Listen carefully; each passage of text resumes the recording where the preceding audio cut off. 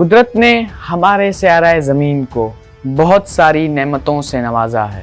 کہیں کہیں بڑے دہیکل پہاڑ کھڑے کر دیے تو کہیں تا حد نظر نیلے سمندر پھیلا کر اس کی خوبصورتی میں اضافہ کر دیا۔ کہیں مختلف قسم کے جنگلات اگا کر اس کی خوبصورتی میں اضافہ کیا تو کہیں صحرا نخلستان ہزاروں میلوں میں پھیلا دیے۔ اس لحاظ سے اگر ہم دیکھیں تو پاکستان کا شمار چند ان ممالک میں ہوتا ہے جہاں پر یہ تمام نعمتیں اپنے آب و تاب کے ساتھ موجود ہیں۔ ان تمام نعمتوں کی موجودگی نے اس خطے کو بہت اہمیت کا حامل قرار دے دیا ہے۔ آج کی اس ویڈیو میں ہم آپ کو بتائیں گے ان نعمتوں میں سے ایک نعمت یعنی صحراؤں کے بارے میں۔ اگر آپ نے ہمارا چینل سبسکرائب نہیں کیا تو فوری سبسکرائب کر لیجئے، ہماری ویڈیوز کو لائک کیجئے، کمنٹ سیکشن میں ہمیں بتائیے آپ کو ہماری ویڈیوز کیسی لگیں۔ تو چلیے ویڈیو کی جانب۔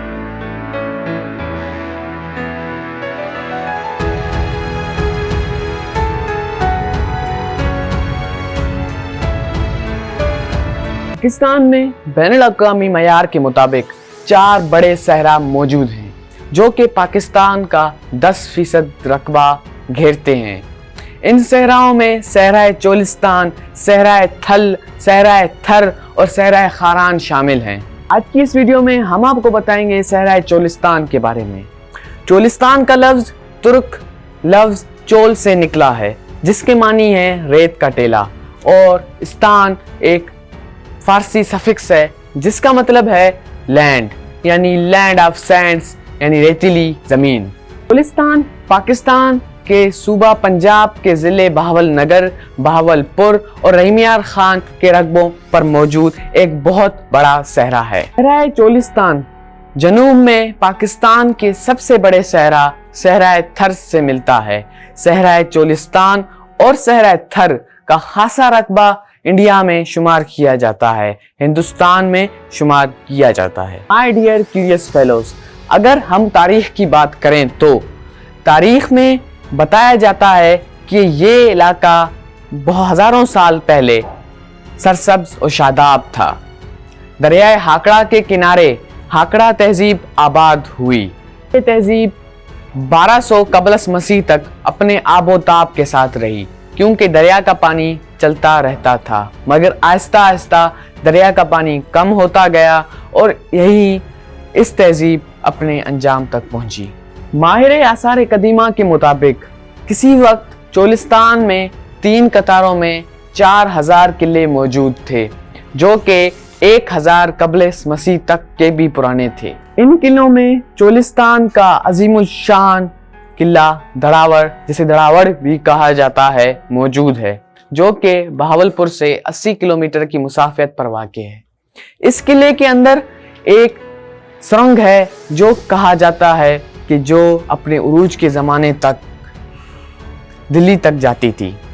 اس قلعے کے بالکل سامنے دلی کے طرز پر تعمیر کیا ہوا ایک مسجد بھی موجود ہے جسے عباسی مسجد کہا جاتا ہے۔ یہ مسجد نواب بہاول خان نے 1849 میں تعمیر کرائی۔ چولستان کے ذیلی علاقے کو ہاکڑا کہا جاتا ہے جہاں کے ٹیلے 200 فٹ کی بلندی پر واقع ہیں۔